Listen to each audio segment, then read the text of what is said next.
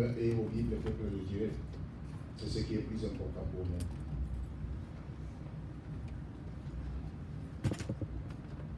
Pour ceux-là qui n'ont pas de Bible, c'est plus facile. Nous allons voir ensemble directement dans la télévision.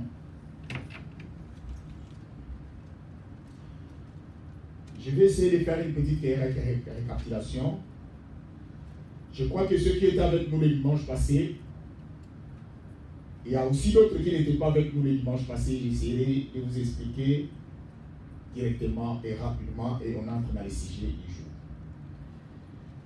Bien-aimés dans le Seigneur, nous sommes en train de parler. Je crois que notre thème, c'est être à l'écoute de Dieu. Il faut toujours être à l'écoute du Seigneur. C'est ce que nous avons commencé. Et après, nous avons donné les livres d'Ésaïe, chapitre 45, verset 15. Rappelez-vous, où la Bible nous dit, l'Éternel, Dieu le Dieu qui te cache, le Dieu d'Israël, sauveur. J'ai expliqué à chaque détail de ces versets, j'ai expliqué le mot Dieu. Qu'est-ce que signifie Dieu?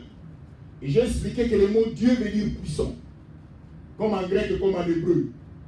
C'est cela que Dieu avait dit à Moïse, je te ferai Dieu devant Pharaon. Pour que les enfants d'Israël soient libérés, parce que d'abord Pharaon c'était un Dieu. Parce que par définition, en Israël, Pharaon était maître de double. C'est-à-dire, il est celui qui régnait en Égypte. Alors il fallait que celui qui va aller délivrer les enfants d'Israël devait être au-dessus de celui qui est Pharaon. C'est là que Dieu avait promis à Moïse, il dit que je te ferai Dieu devant Pharaon. Et vous allez voir que Moïse était Dieu devant Pharaon. Et si vous lisez dans les textes, vous allez voir que le Dieu que lui avait promis, c'était un Dieu en majesté. Or, si vous venez dans la Bible, même dans le psaume, il dit, ne savez-vous pas que vous êtes des dieux? C'est ça au minuscule. Et si vous venez aussi dans le Nouveau Testament, vous allez voir que nous sommes des dieux. Là, le Nouveau Testament explique que nous appartenons à Dieu. Voilà pourquoi dans cette église, par la grâce que le Seigneur nous accorde, je veux que nous soyons des chrétiens et assidus à la parole de Dieu. Laisse-moi vous dire la vérité, peuple de Dieu. Si votre vie se révèle à la parole de Dieu, personne ne peut vous emporter. Même les démons, même les diables. Le diable n'a pas peur de nos habits. Il n'a pas peur de notre argent. Il n'a pas peur de notre beauté. Mais il a peur de la parole de Dieu. Voilà pourquoi vous allez lire la Bible dans 1 Jean chapitre 2, verset 14. En descendant jusqu'au verset 17. Il dit, je vous ai écrit Père, parce que vous avez connu celui qui est dès le commencement. Je vous ai écrit, jeunes gens, il faut que la parole de Dieu demeure en vous et que vous avez vaincu les malins. Ne peut vaincre le diable, c'est lorsque vous avez la parole. Laisse-moi vous dire. Vous savez pourquoi le diable est en train de nous vaincre? Parce qu'il vient par les pensées. Il vient mettre des pensées négatives dans ta vie pour détruire ton frère, détruire ta sœur.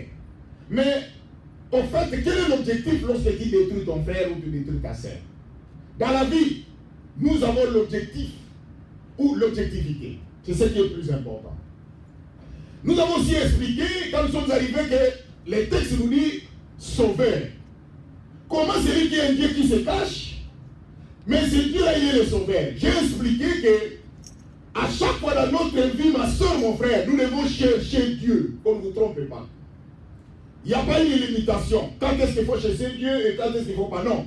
Cherche Dieu. C'est pour cela qu'il y a un verset biblique qui dit cherchez l'Éternel pendant qu'il se trouve. Invoque l'Éternel qu'il est prêt et que les méchants abandonnent leur voie et l'homme d'iniquité ses pensées, qu'il retourne à l'Éternel qui aura pitié de nous. Lorsque vous retournez à l'Éternel, Dieu aura pitié de nous. Voilà pourquoi, ma soeur, beaucoup de gens ne savent pas pourquoi ils prient. Et je suis en train d'insister, nous les pasteurs, nous vous avons rendu un mauvais service. Je dis passer d'une façon générale. Nous vous avons caché la vérité. Au lieu de vous présenter la Bible, mais nous vous présentons les sentiments. Nous vous présentons l'envie ou l'argent. Nous vous avons présenté les succès. Mais ensemble avec vous, vous allez découvrir encore des vérités que nous avons pu découvrir les dimanches passés. Et vous allez voir les choses que nous allons faire sortir ici dans la parole de Dieu. Et vous allez comprendre que vous faites l'erreur dans votre vie lorsque vous ne priez pas. Les textes, je vous ai parlé que quand la Bible dit que Jésus-Christ, il dit que Dieu est sauveur. Il dit que Dieu est l'Éternel qui te cache, le Dieu d'Israël sauveur. Celui que tu cherches là, il se cache. Cela veut dire quoi? Notre devoir de tous les jours en tant qu'enfant de Dieu, nous devons prier, chercher Dieu. Maman, quand le Seigneur te donne l'occasion, prie. Tu ne sais pas ce qui arrivera maintenant. Tu ne sais pas ce qui arrivera demain. Dans ta vie, dans ta famille, même dans la vie de tes enfants. Ne cherchez pas Dieu lorsque le danger est là. Mais il faut déjà chercher Dieu avant. Parce que lorsque le danger viendra, il trouvera. Il y a une provision qui est la prière. Regardez, le texte nous dit, Dieu est le Dieu qui te cache, le Dieu d'Israël, sauveur. Il est sauveur. Donc c'est lui qui nous sauve. C'est lui qui est notre salut. Notre salut réside dans la personne de Jésus. Et c'est pour cela que j'ai commencé maintenant à vous donner l'explication sur l'eschatologie, sur le retour du Christ. Beaucoup de gens ne savent pas la vérité. Il y a le retour du Christ. Christ est là. Il y a deux choses. Il y a la résurrection avant le millénaire. Il y a aussi la résurrection après le millénaire. Aujourd'hui, je vais vous parler. Nous allons continuer ce que nous avons laissé. Aujourd'hui, je vais vous expliquer comment nous allons être enlevés, comment nous allons être ressuscités. Et par la grâce de Dieu, quand Dieu nous donnera encore l'occasion, je vais maintenant vous montrer quand les chrétiens vont être enlevés, quand les chrétiens vont aller au ciel. Il y a d'autres personnes qui vont rester. Je vais vous expliquer cela. Qu'on les appelle des hommes charnels. On ne les appelle pas les chrétiens charnels. Je vous ai parlé, il y a trois sortes d'hommes. L'homme animal, l'homme charnel et l'homme spirituel. L'homme spirituel, c'est ce qu'on appelle chrétien spirituel. Le mot chrétien vient seulement du mot Christ. Et ce sont les païens qui ont donné ces noms-là aux enfants de Dieu. Il dit ces gens sont comme des chrétiens. Donc ça dit, ils sont comme Jésus. C'est cela que Christ a dit dans un verset. Lorsque vous serez semblable à lui, vous le verrez tel qu'il est. Ce qui est déplorable, c'est quoi? Au lieu de nous ressembler à Jésus, mais nous nous ressemblons au mal. C'est pour cela que les gens, vous n'irez pas loin. Et regardez ce que le texte nous dit.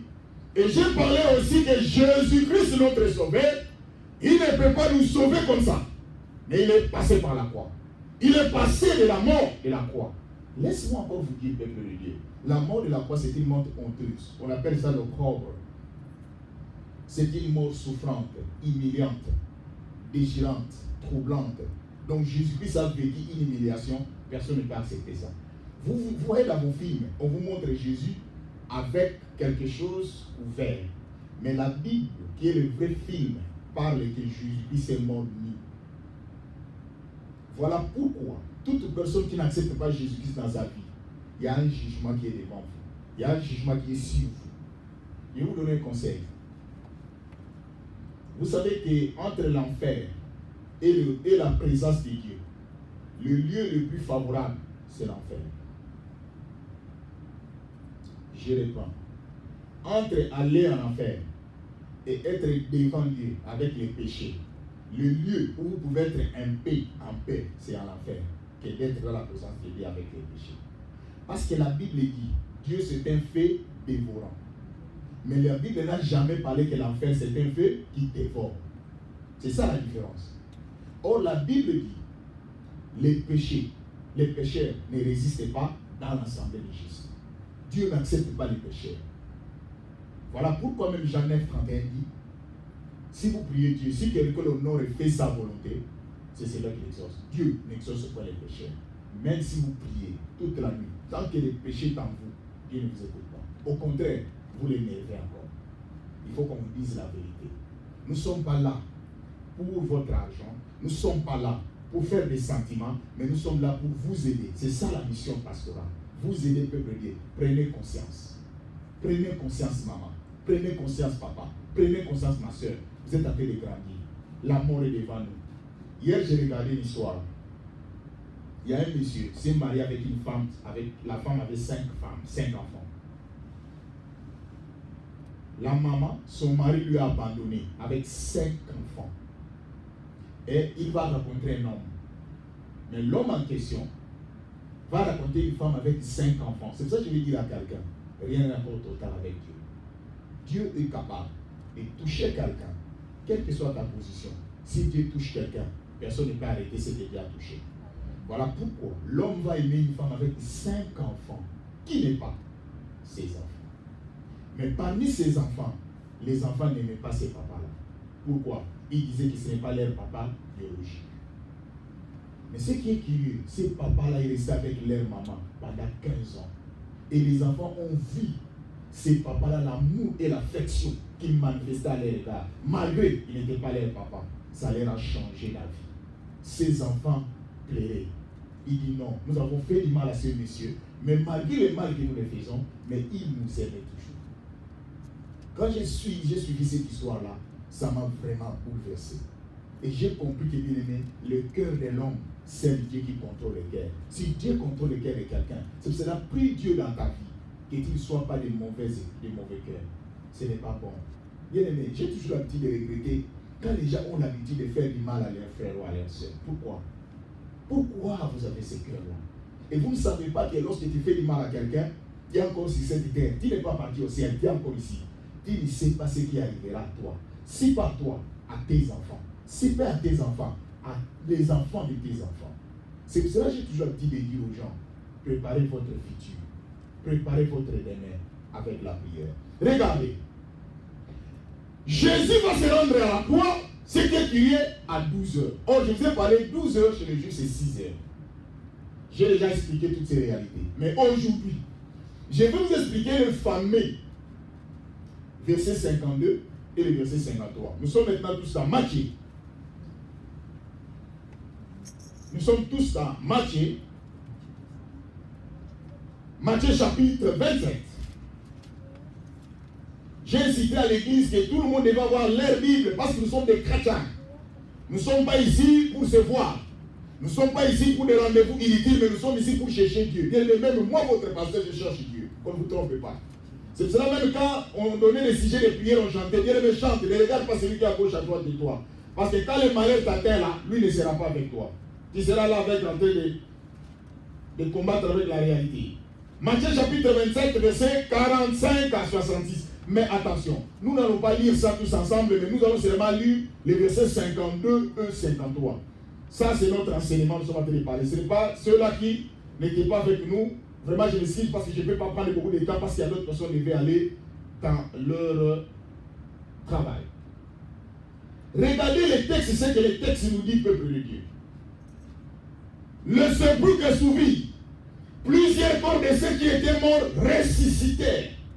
Étant sortis des sépulcres après la résurrection de Jésus, ils entrèrent dans la ville sainte et apparurent à un grand nombre de personnes. Le fameux problème quand on lisait ces textes, parce que nous sommes en train de parler dans Matthieu, parce que Jésus monte sur la croix, nous sommes en train d'expliquer les réalités.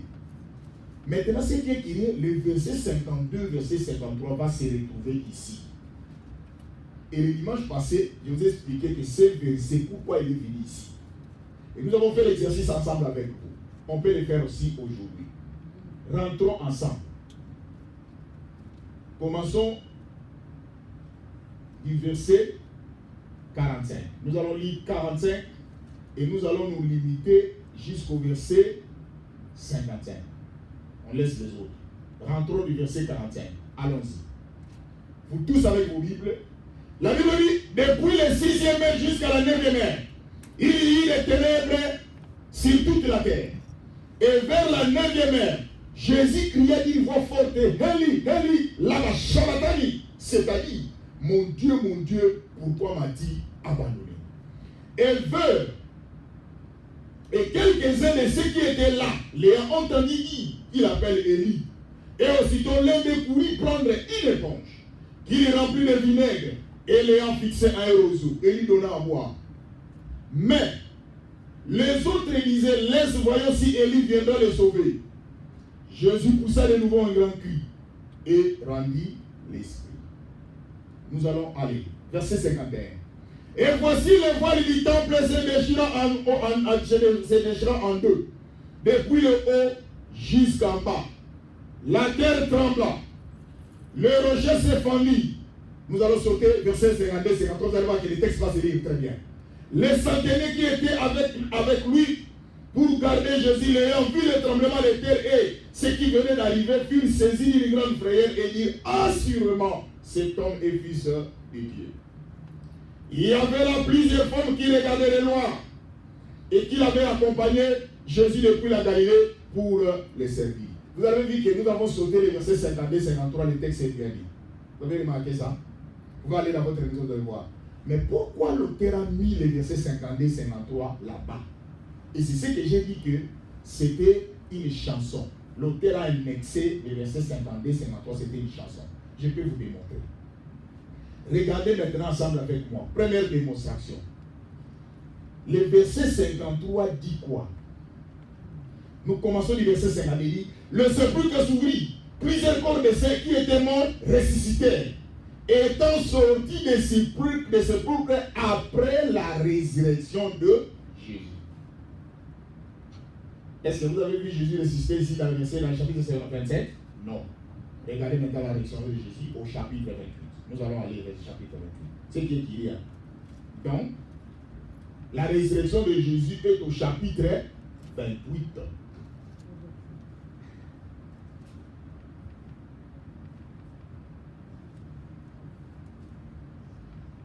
Verset 1 à 6.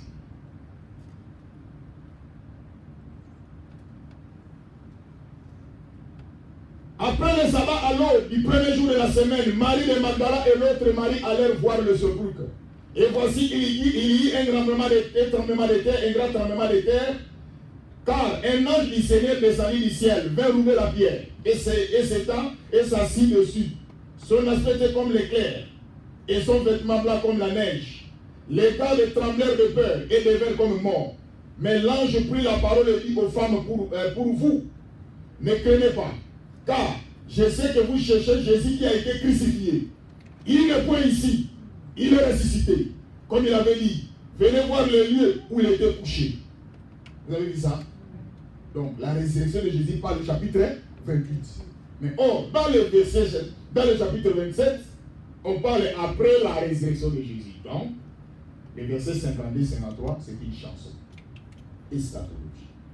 Je vous ai parlé, si vous lisez Jean chapitre 1, verset 1 à 18, c'est aussi une chanson. C'est Philippiens chapitre 2, verset 6, c'est aussi une chanson. Mais remarquez, j'ai parlé que l'auteur a chanté. Est-ce que vous savez, le premier livre à être rédigé dans la Bible, ce n'est pas le livre de Matthieu. Matthieu, c'est le livre primitif. C'est un livre de longue date. Mais quand on a commencé à écrire la Bible, c'est-à-dire le Nouveau Testament, le premier livre à écrire, c'est 1 Thessalonicien. Et c'est ce que vous allez voir, les retours du Christ, l'eschatologie. Allons-y maintenant dans 1 Thessalonicien. Voilà le mystère, bien aimé. Beaucoup de gens ne savent pas, vous vivez, vous mangez, vous sortez, mais vous ne savez pas votre vie spirituelle, qu'arrivera-t-il demain? Les gens voient seulement que nous allons aller assister aux gens pendant l'enterrement, mais nous ne savons pas ce qui arrive dans la vie des gens. Bien aimé, c'est ce qui est plus important dans notre vie de tous les jours. Dans 1 Thessalonicien, nous sommes toujours dans 1 Thessalonicien. C'est ça notre texte. 1 Thessaloniciens chapitre 4. Je vous ai parlé de ces vérités pour que les enfants de Dieu vous puissiez comprendre. 1 Thessaloniciens chapitre 4.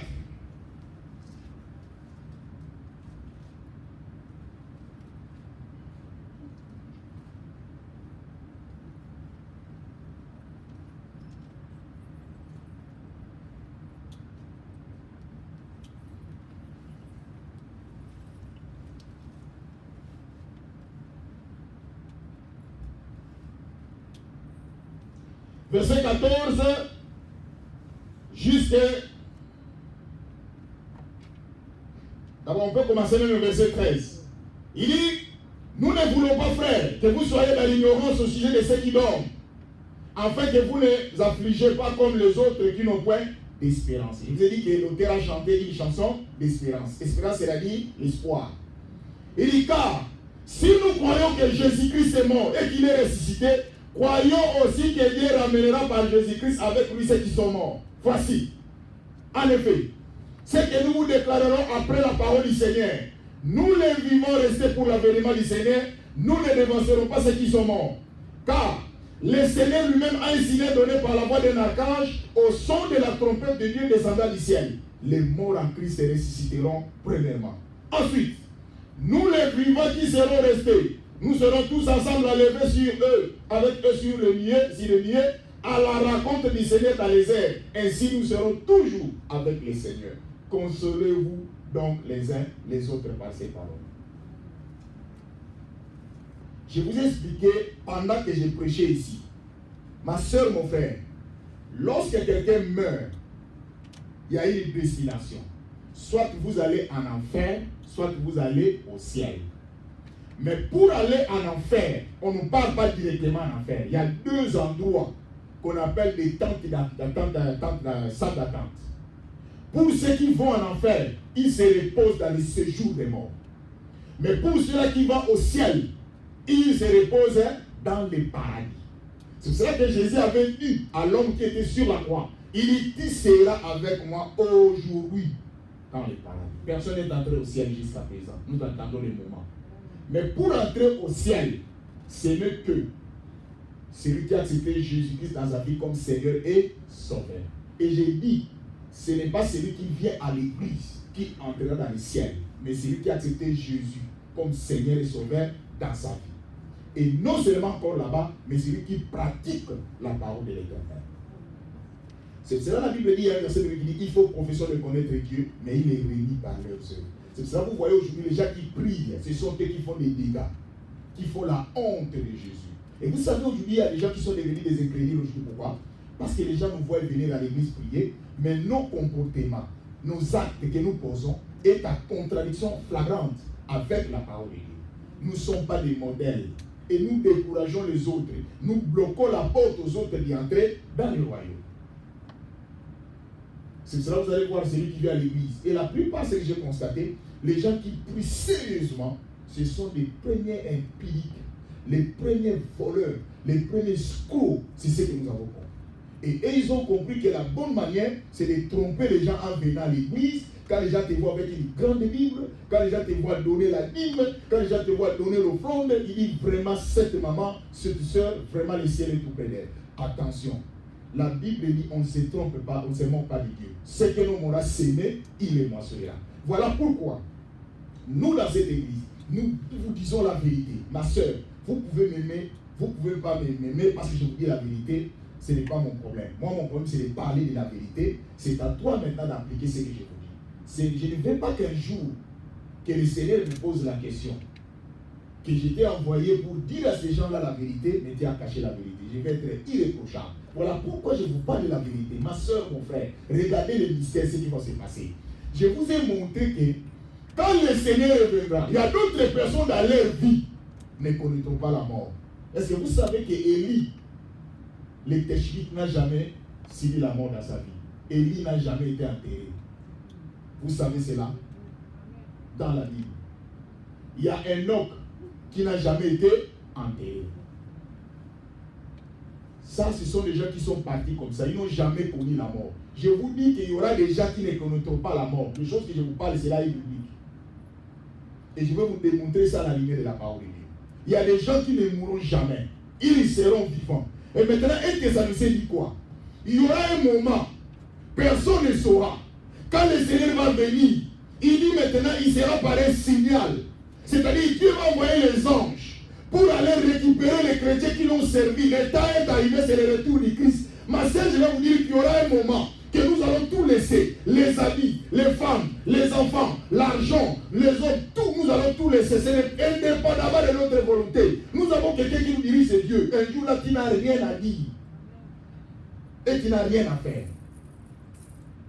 La Bible dit ce jour-là, personne ne saura. Dieu viendra comme un voleur. Il dit par un signal d'un archange. L'ange va sonner. Quand l'ange va sonner, premièrement, qu'est-ce qui va se passer? Là, je vais vous démontrer ça aujourd'hui. Vous allez voir. Et je vous ai parlé pour ceux qui n'étaient pas avec nous. Je vous ai dit que même le mariage que vous voyez aujourd'hui, vous ne le verrez plus. Je vous ai parlé de ça, non? Je vous ai parlé qu'il n'y aura plus de mariage. Même au ciel, il n'y a plus de mariage. C'est ici. Le mariage est ici. C'est fini. Et moi, je pose la question aux gens. Pourquoi vous vous entretuez? Pourquoi tu es prêt à te faire du mal à cause du mariage? Pourquoi? Parce que ça va se terminer ici. C'est fini. Dans le ciel, il n'y a plus de mariage. Quand il meurt, c'est fini. Et pourquoi vous regrettez pour des choses qui sont éphémères? Nous allons lire ensemble. Luc. Avec vos Bibles. Luc. Chapitre 20. Ce n'est pas moi, c'est la parole de Dieu qui parle. C'est pour cela que je vous parle des choses, je ne suis pas pressé, je parle pour que vous puissiez comprendre. Luc, chapitre 20, c'est ce que la Bible nous dit, du verset 35 à 36. Regardez ce que la Bible nous dit dans Luc. 35 à 36. Luc.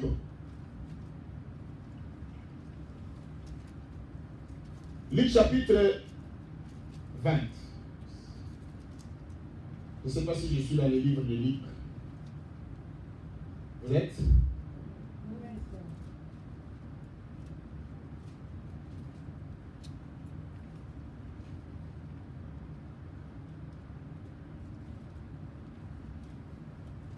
J'excuse. Merci beaucoup. Luc chapitre 20, ouais. C'est ce que j'ai dit. Je suis en train de voir parce que je me suis allé dans un autre livre. Luc chapitre... Vous avez vu ça?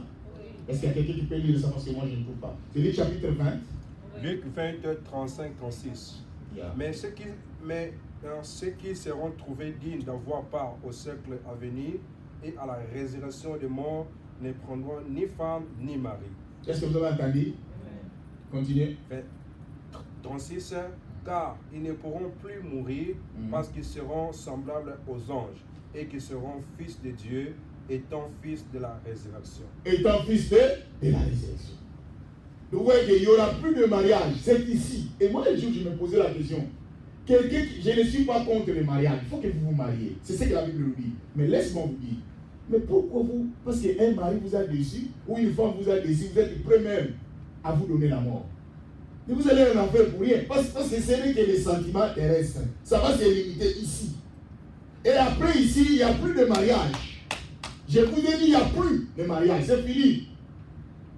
Ce n'est pas que ton mari va dire, hey, tu étais ma femme sur la terre. Non, c'est fini.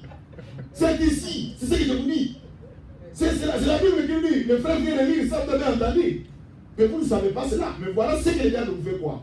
Les diables vous donnent l'importance des choses qui vont rester, il vous fait voir comme si vous n'êtes pas marié, vous n'irez pas au ciel. Ça, c'est une contradiction. La Bible n'a jamais parlé de ça.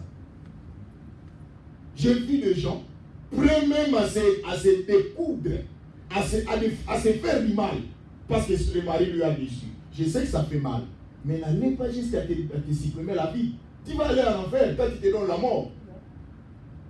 C'est ce que la Bible nous dit. Parce que tout ça, ça va rester. Et la Bible dit, lorsque nous serons au ciel, nous serons tous comme des anges. Or, les anges n'ont ni sexe. Parce que les anges ne se marient pas. Les anges ne sont pas des hommes, ne sont pas des femmes. Ce sont des anges. Est-ce que vous saviez cela? Non. Parce que le pasteur ne vous a pas dit ça. C'est que les pasteurs vous ont prêché, venez avec la Bible, venez avec l'argent, venez avec ceci, et qui sera en voyage, il va aller plus loin. Non, c'est pas contre. Mais, il faut qu'on vous dise la vérité que bien aimé, il y a d'autres choses. On ne force pas. C'est Dieu qui a planifié ça de cette façon. Qui a demandé à Dieu de lui faire l'homme ou une femme? Tu t'es retrouvé femme. Tu t'es retrouvé homme. Mais assure-toi, non? Un jour, j'ai essayé de devenir une femme. J'ai pris la margarine. Comme souvent, quand vous voyez les femmes, quand ils mettent le rouge à lèvres dans leur bouche. Moi, je dis maintenant, je vais essayer. Mais je suis un homme, mais je vais essayer. Parce que j'ai préparé un thème que Dieu a toujours raison. Alors, il fallait maintenant démontrer ça. Je commence à faire des exercices. J'ai pris la margarine, j'ai mis dans ma bouche, comme les femmes mettent leur rouge à lèvres. Bien aimé, quand je regarde les femmes, quand ils mangent avec le rouge à lèvres, ça ne touche même pas. La nourriture entre sans toucher le rouge à lèvres. Ce n'est que les femmes qui peuvent faire ça. Mais quand moi j'ai essayé, toute la margarine était déjà partie, je l'ai mangée. Et je ne me suis pas limité là-bas. Un jour, j'ai essayé aussi de mettre la panne. J'ai mis les pannes pour essayer de voir comment les femmes marchent. Mais je vous dis que je marchais comme quelqu'un qui a un problème. C'est-à-dire pour dire que Dieu a toujours raison. Mais pourquoi Dieu vous a fait femme? Vous êtes en train de vous plaindre. Vous pensez que vous avez raison plus que Dieu? Bien aimé, un jour, il y a d'autres choses, on n'a pas le choix. Mais qui te retrouve dans cette famille? Mais pourquoi tu te plains? Mais c'est Dieu qui t'a placé dans cette famille, que ce soit pauvre et riche, tu n'as pas le choix. C'est Dieu qui t'a placé. Il est plus intelligent que toi, il est plus sage et c'est ton créateur. Mais les gens se révoltent, non, je ne peux pas accepter celui-ci, c'est mon père, je ne peux pas accepter. Tu es en train de présenter notre papa à tes enfants, à tes amis. Au lieu de montrer votre maison, tu es en train de présenter notre maison. Pourquoi? Parce que tu as peur, tu es sorti dans cette famille. Mais tu es en train de commettre l'erreur.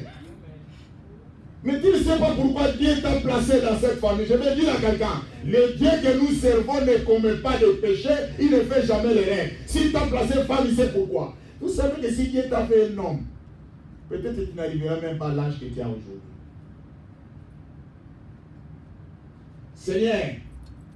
Seigneur, pourquoi tu m'as laissé? Seigneur, vous pensez que vous êtes plus intelligent. Et vous voyez quand les gens prient, la façon dont ils prient, c'est comme s'ils veulent donner la leçon à Dieu.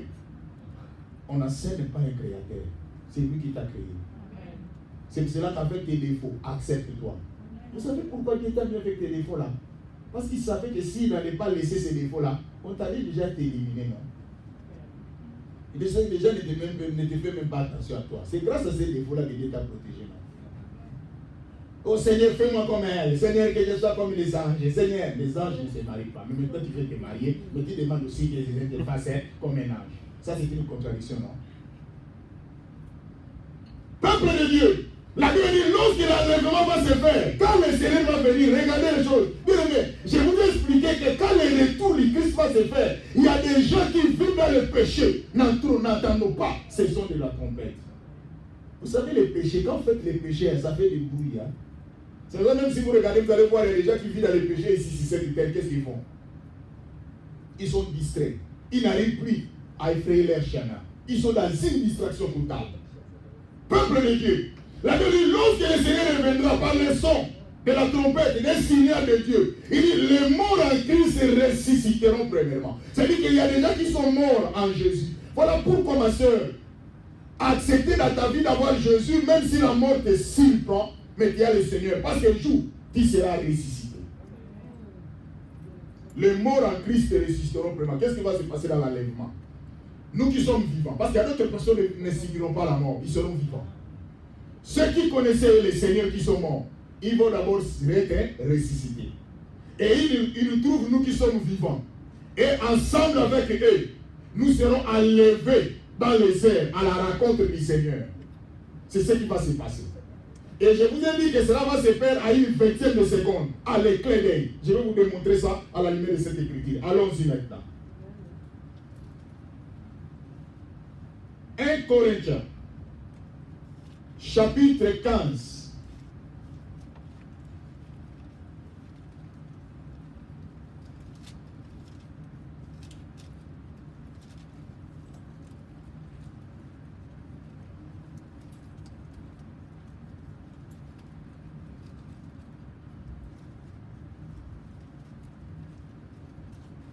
Vous êtes dans vos Bibles, je suis vraiment fier de vous. Parce que lorsque vous trouvez des versets bibliques, vous êtes là. 1 Corinthiens chapitre 15. Je vais voir avec ma Bible, la grande Bible, 1 Corinthiens chapitre 15, verset 50. 1 Corinthiens, regardez maintenant le mystère, les choses qui vont se passer. 1 Corinthiens chapitre 15. Je vais lire ça ici.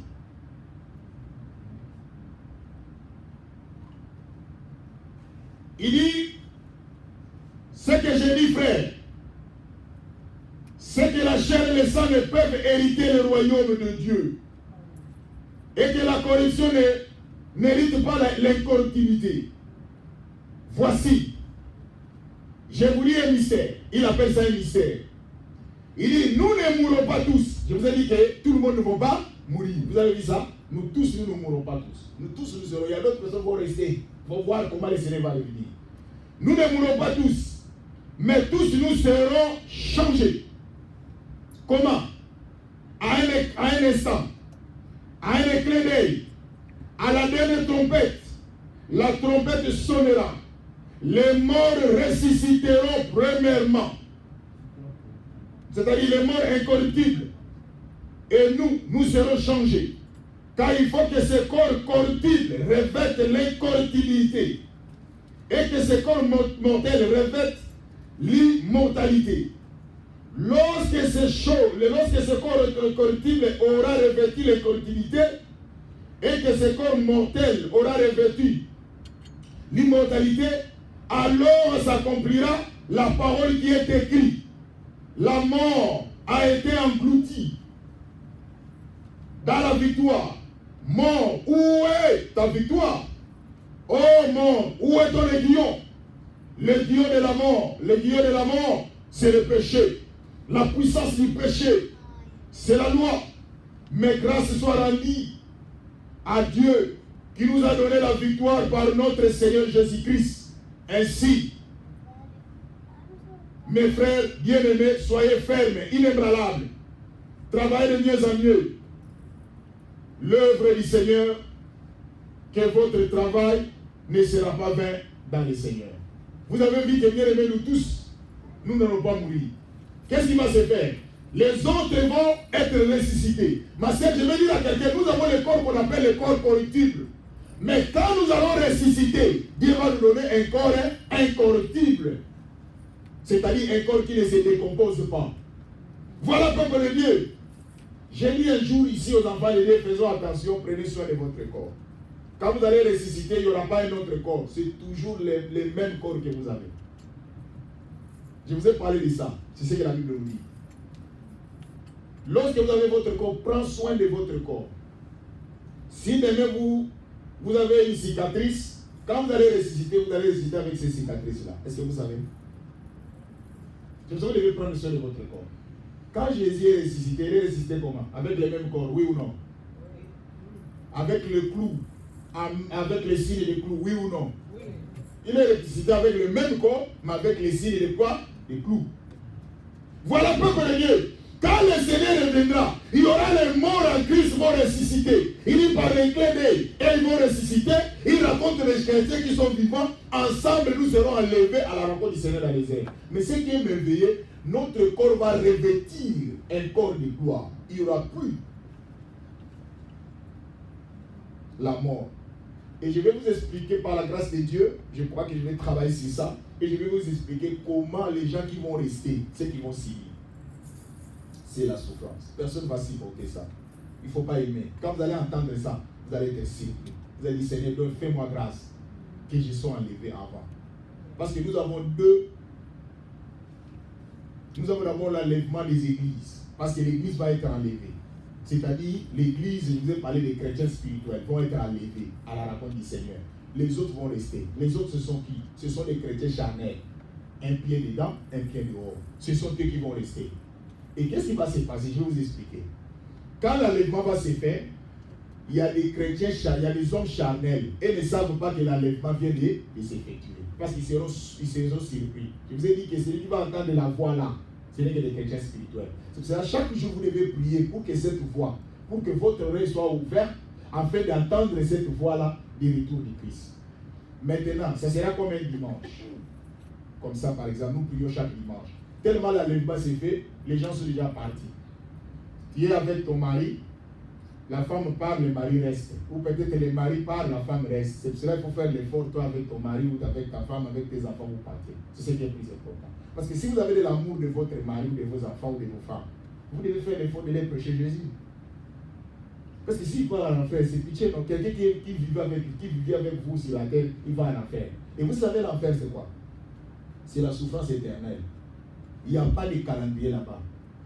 Oh non, au mois de janvier, non. Là-bas, janvier n'existe pas, février n'existe pas. Toujours la souffrance. Il y a des chansons qui vont se chanter là-bas. Il y a un choral. Mais la chorale là-bas, il y a des chansons. Graissement des dents et les plaies. Chaque jour, vous graissez les dents. Chaque jour, vous plairez. Tous les jours. C'est pour cela que Jésus a dit, vous qui serez à gauche, allez au feu éternel qui a été préparé pour les diables et ses anges. L'enfer n'était pas préparé pour toi, ma soeur. Maman, l'enfer n'était pas pour toi. Mais si tu te retrouves à l'enfer, Dieu est innocent. Parce que sa parole est là. Il vous prêche. Mais conduisez-vous d'une bonne manière. Il y a des gens qui vont venir. Quand l'enlèvement va se faire, les chrétiens vont partir. Il y a d'autres personnes qu'on appelle les hommes charnels. Vous voyez une soeur qui prie, elle a une vie désordonnée. Un frère qui prie, mais hypocrite. Il n'est pas sérieux. Je vous dis une chose, peuple de Dieu. Quand vous êtes hypocrite par rapport à qui? Par rapport à vous-même. Parce que personne ne peut tromper Dieu. Rappelez-vous de Judas Iscariote. Tout le monde pensait que Judas était qui? Un chrétien, un disciple. Tout le monde pensait. Preuve en est que c'est lui qui détenait l'argent. C'est qui Dieu va encore lui donner la responsabilité. Et ce qui est encore grave, Quand tout le monde pensait que Judas était un chrétien ou un disciple, quand le Seigneur disait à Judas, il dit Judas, ce que tu veux faire, fais-le. Si vous allez voir les disciples, les autres disciples pensaient que Jésus était en train de lui dire que non, l'argent que tu détiens là, les pains que tu voulais acheter, fais-les, achète encore d'autres pains. Les gens pensaient de cette façon. Or, le Seigneur savait les pensées de Judas Iscariote. Il savait que Judas était prêt à vendre les seigneurs, à aller trahir les seigneurs. C'est ce que nous vivons. Maman, tu es prêt de trahir tes enfants. Ma soeur, tu es prête à trahir ta mère ou ton frère ou ton père. Pourquoi? Moi, ça m'étonne. Ma soeur, si quelqu'un ne t'aime pas, si tu ne trouves pas un homme ou une femme, mais pourquoi aller faire du mal à ceux qui ont trouvé une femme? Mais laissez-les, c'est Dieu qui a donné ça. Mais tu es prêt à trahir ton frère, à trahir ta soeur. Pourquoi? Il y a une maman, on est venu la chercher. Il y a un garçon qui a aimé une fille. Elle était la voisine d'une autre famille. Alors les garçons disent, bon, avant quand même je m'approche de cette fille parce que je vais la marier, il faut que j'aille demander conseil à cette maman-là. Parce que c'est leur voisine. Je peux demander conseil, peut-être elle connaît la vie de cette fille-là, que je vais me marier. Elle vient voir la maman pour dire, maman, moi je suis, le nom maintenant c'est, par exemple chez Sébastien, je vais maintenant me marier avec une fille de l'autre côté, mais je vais me poser la question, c'est que cette fille-là, comment elle s'est conduite, elle est comment? Alors on m'a dit, cette fille-là. En tout cas, je ne sais pas cette fille-là. Vraiment, ce que je regrette cette fille-là, c'est qu'il fuite. Mais ce qui est très important, j'ai une fille ici, si tu peux les récupérer. Alors comment tu peux trahir l'enfant d'autrui? Oh ma soeur, laisse-moi vous dire. Toi qui te retrouves quelque part aujourd'hui, il y a une personne qui pleure. Parce que toi tu te retrouves là-bas. Laisse-moi vous dire une vérité. Dans la vie, maman, même si tu as besoin d'argent, prends ton argent dans la vérité, dans la sincérité. Ne prenez pas l'argent dans les dos de ton frère ou de ta sœur. C'est ce que nous faisons. Parce que tu ne sais pas ce que le Seigneur préparera pour ta vie. Elle détruit la fille d'autrui, elle est en train de le détruire. Et même le mari s'est découragé, il va aller se pointer pour aller prendre une autre femme. Or, elle a menti. C'est ce que nous vivons sur cette terre. C'est la méchanceté. Et maintenant, on va prendre tes enfants, on va aller les mettre dans le mariage. Comme tu avais dit que non, si elle peut prendre tes enfants, il prend tes enfants là, ta fille, il prend là. 3 choses. Quand elle prépare, si elle ne met pas trop de sel, c'est l'huile. Trop d'huile. Quand elle prépare. Les maris me posent la question, tu penses que moi je suis la natation de la jeune fille? Il est mal à la porte. Peuple de Dieu. L'enlèvement, le retour du Christ. Ce qui est plus important. Quand les chrétiens, que nous appelons les hommes charnels, l'enlèvement s'effectue, les gens sont partis. Et qu'est-ce qu'ils vont faire? Ils pensent que comme si le retour n'est pas encore lié. Ils vont venir aussi les dimanches ici à l'église. Mais ce qui est, ils se mettent aussi sur les tables là, sur les chaises là, ils se mettent. Ils attendent les pasteurs prêcher, les pasteurs déjà partis. Parce que je vous dis que moi je ne fais pas de blagues. Il faut que je parte. Je vous dis sincèrement, il faut que je parte. Je ne suis pas là pour être un escalier, pour vous laisser la place de partir, moi je reste. Non, je ne peux pas venir accompagner quelqu'un. Je vous dis la vérité. C'est pour ça que je fais l'effort. Je vous dis que je suis un pasteur, mais je fais l'effort chaque jour dans ma vie. Je ne suis pas là pour dire que fais ce que moi je dis, ne fais pas ce que moi je fais. Je ne suis pas là. Moi et vous, nous tous. C'est pour ça que quand même nous prions en ligne, vous savez, je ne fais pas de blagues. Moi aussi je cherche Dieu. Vous savez que les hommes de Dieu passent comme s'ils sont déjà au ciel. Personne n'est entré. Il me dit personne n'est entré. C'est Jésus. Même moi, je n'ai pas encore allé. Je suis en train de me faire l'effort pour y aller. C'est pour cela que vous voyez les hommes de Dieu sont des hypocrites. Les pasteurs vous trompent. Et vous allez voir leur vie, c'est une vie de désordre. Peuple de Dieu, c'est pour cela que nous devons se soutenir mutuellement. Prier pour les hommes de Dieu, les hommes de Dieu prient pour l'église. C'est ça l'église. Le retour du Christ, ils vont venir ici. Et quand ils vont venir ici, il dit, mais où est le pasteur? Ah, moi je suis déjà parti. Il dit, où est la sœur qui dirigeait la prière? Elle est déjà partie. Où est les mamans qui chantaient là? Ils sont déjà partis. Mais elle ne sait pas. Elle attend et regarde l'heure et dit, oh, mais maintenant il est déjà 12 h, 13 h. Mais qu'est-ce qu'il ne va pas? Il dit à l'autre, mais toi tu peux déjà faire, tu regardais comme la sœur faisait la modération ou les frères, non? Mais tu peux déjà commencer. Elle pense comme si les cultes se dépassaient, sont en retard, ils sont déjà partis. C'est ça l'enlèvement. Le retour du Christ. Peuple de Dieu, je vous dis, le retour du Christ est réel, qu'on ne vous trompe pas. Je vous ai démontré que sur cette terre, tout ce que nous faisons va se limiter ici. Ici. Vous savez quoi? Nous, comme si les diables nous donnent l'impression que tu vois ce que tu as, comme l'argent tu as, tu vas aller au ciel avec l'argent. Tu vas faire quoi? Tu vas acheter. Qui va d'abord te le vendre? Tu vas acheter quoi? D'abord au ciel. Parce que là-bas, nous serons comme des anges. Et d'abord, Dieu va changer notre corps. Nous aurons un corps de gloire. Un corps qui n'a pas besoin de la porte pour entrer. Un corps qui n'a pas besoin d'une fenêtre pour sortir. C'est ça le corps que nous allons avoir. Le corps de gloire. Mais pour avoir ce corps-là, il faut des sacrifices sur cette terre. Ces sacrifices, c'est quoi? C'est la prière. C'est la lecture de la parole de Dieu. Mais vous, on est de lire la parole de Dieu. Ma soeur, attention. Mon frère, attention. Je ne vous interdis pas de vous marier. Je ne vous dis pas que vous n'allez pas vous marier. Mais je vais seulement vous dire que tout ce que nous vivons ici, c'est sur cette terre. Là-bas au ciel, il y a une autre vie. Mais ce qui est curieux, la vie du ciel, on peut la voir sur cette terre. C'est pour ça que vous devez être sérieux envers notre Dieu. Papa, prie. Maman, prie. Et moi, je vous dis, surtout nous qui sommes en train de grandir. Maman, c'est la mort qui est devant nous. Combien des anniversaires? Moi, je n'ai même marre. Je me suis dit, mais qu'est-ce que je vais faire? J'ai changé la stratégie. J'ai dit que je ne refuse pas d'aller dans des anniversaires, dans les fêtes, je ne suis pas contre. Mais je n'ai plus le temps parce que nous avons que les jours de samedi pour prier. Alors maintenant, je peux envoyer ma femme pour aller participer dans les prières. Combien de personnes fêtent leur anniversaire? Vous savez que quand vous fêtez les anniversaires, vous pensez que vous êtes en train d'aller vers l'arrière? Vous êtes allé vers l'avant, non? Vous êtes en train de grandir. Or, vous savez que sur cette terre, la vie de l'homme, auparavant, c'était 100 ans. Mais maintenant, Dieu a réduit les années à cause du péché. C'est-à-dire, quand vous atteignez déjà 50 ans, donc attention, ça devient tantôt plus tôt. Là, maintenant, ça devient une zone glissante. C'est cela que vous allez voir, ce sont déjà très rares, 80 ans, 90 ans, sont très rares. Mais quand vous allez là, un jour, la mort est près de vous. Et je vous ai parlé que quand les enfants, là, l'histoire que je vous ai parlé d'un papa qui a adopté ces enfants-là, les enfants ont vu cela. Et ce qui est encore grave, ce papa-là a la maladie des cancers. Les enfants ont compris que bientôt il va mourir, il va partir. Ils ont dit que nous n'avons rien à remettre à ces papas-là, qui n'étaient pas notre papa. Mais il nous a grandi comme ses enfants. Il nous a fait grandir comme ses enfants. Ce que nous pouvons lui donner, seulement lui honorer. Et ils sont venus l'honorer en présence de tout le monde. Parce qu'ils ont vu que bientôt il va mourir. Ma soeur, aujourd'hui la mort n'a plus d'âge. Tu peux mourir jeune, tu peux mourir vieux, tu peux mourir, je ne sais pas quel âge, la mort est là. Mais es-tu prêt? Ma soeur, prenez conscience. Prenez conscience que l'argent ne vous sépare pas. Dieu peut te donner le mariage, Dieu peut te donner l'argent, Dieu peut te donner tout. Tu dis merci Seigneur, tu me l'as donné, merci. Mais je ne peux pas m'abandonner, je ne peux pas t'abandonner parce qu'aujourd'hui la mort peut venir, tout va rester. C'est ça le retour du Christ, c'est l'eschatologie. L'auteur a chanté, il dit, apprenez, et il a chanté. La chanson c'est espoir, le retour du Christ. Ma soeur, le retour du Christ est réel. Quand? Je ne sais pas. Comment? Je ne sais pas. C'est un secret réservé à Dieu.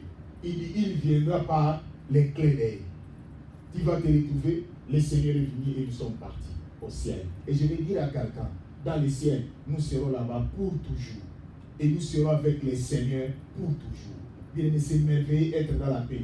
Là maintenant, il n'y a plus de question de billes. Il n'y a plus de question de payer le loyer. Il n'y a plus de... Donc maintenant, vous êtes tranquille. Est-ce que ce n'est pas de la joie? Et je vous ai dit combien de fois nous sommes malades. Quand nous tombons malades, nous devenons encore malades. Vous savez cela, non? Ici. Tu es malade. Au lieu d'abord d'avoir les soucis de ta maladie, mais tu es devenu encore malade parce que tu es en train de raisonner comment je vais payer les billes, comment je vais payer la maison. Au lieu de raisonner que comment je vais être guéri pour cette maladie que j'ai maintenant, mais tu es en train de regretter comment tu vas payer les billes. C'est difficile. Mais quand le Seigneur reviendra, nous serons dans la paix avec le Seigneur. Et je vais vous expliquer maintenant, quand l'enlèvement va se faire, qu'est-ce qui va arriver? Ça maintenant, c'est les dangers. Il n'y a personne qui va supporter ce qui va arriver après. Je vous dis la vérité, personne. Même moi, je ne saurais pas. C'est pour cela que j'ai prié le Seigneur, fais-moi grâce d'aller au ciel. Premier enlèvement. Parce que les gens qui vont rester, il y a ce qu'on appelle les 7 ans. Il y a les 7 ans qui vont se passer ici, sur cette terre. Où le diable va descendre sur cette terre sous forme de Christ. Parce que jusqu'aujourd'hui, en Israël, Israël a dit que le Messie n'est pas encore arrivé. Ils attendent leur Messie jusqu'aujourd'hui, en Israël. Ils ont dit que le Jésus qui est venu n'est pas le vrai Jésus, le Messie qu'ils attendaient. Là, je vous parle de cela. Vous devez savoir ça. En Israël, c'est Jésus qui est venu et ne croyez pas c'est Jésus. Je vais vous expliquer pourquoi. Parce que le Jésus qui est venu en Israël, les choses qu'il les a présentées, il a fait une contradiction par rapport à leur loi. Parce que dans leur loi, un Messie ne peut pas faire dire, faire venir à moi les enfants. Je vais vous dire des choses que Jésus-Christ a fait pendant qu'il était sur cette terre, qui a fait que les Juifs n'acceptent pas que Jésus est déjà là. Il était déjà venu. Et eux, ils vont attendre leur Messie. Et le Messie qu'eux, ils vont attendre. Maintenant, le diable va profiter avec cette ignorance-là. Il va prendre la forme de Messie, qu'on appelle le faux Messie. C'est lui qui va venir. Mais il va régner que 7 ans. Et pendant 7 ans, vous savez les choses qui vont se passer? C'est insupportable. Je vais vous expliquer cela. Ceux qui vont rester, ma sœur, prie Dieu. Je sais qu'un jour vous allez oublier ce que je vous dis. Mais chaque jour, prenez conscience. Seigneur, donne-moi la grâce d'hériter le royaume, d'être enlevé. Je ne vais pas supporter la souffrance qui va venir. Parce que dans la souffrance qui va venir, les chrétiens vont payer leur prix. Et même, votre salut, vous allez payer ça vous-même. Parce que l'antichrist qui va venir ici, il va faire une alliance avec tout le monde. C'est-à-dire, il y aura 7 ans. Il va diviser les 7 ans divisé par 2. Il y aura les 3 ans et demi où l'antichrist, je parle de l'antichrist contre Christ, il va venir avec la forme de Dieu. Il va venir comme la forme de Jésus, comme c'est lui les sacrificateurs. Il va venir avec un bon comportement. Là, il y aura toujours des services, il y aura toujours des prières, les gens vont faire tout. Pendant ce temps-là, il est en train de se ramifier. Il est en train de se ramifier, d'aller maintenant prendre toutes les relations. Et qu'est-ce qui va se passer? Il y aura des temps, tout le monde, il va faire en sorte que nous puissions manger un seul monnaie. Dans le monde, il va faire aussi en sorte que l'argent soit le prix du pain. Ici aux États-Unis, si le prix est $5, vous allez partout $5.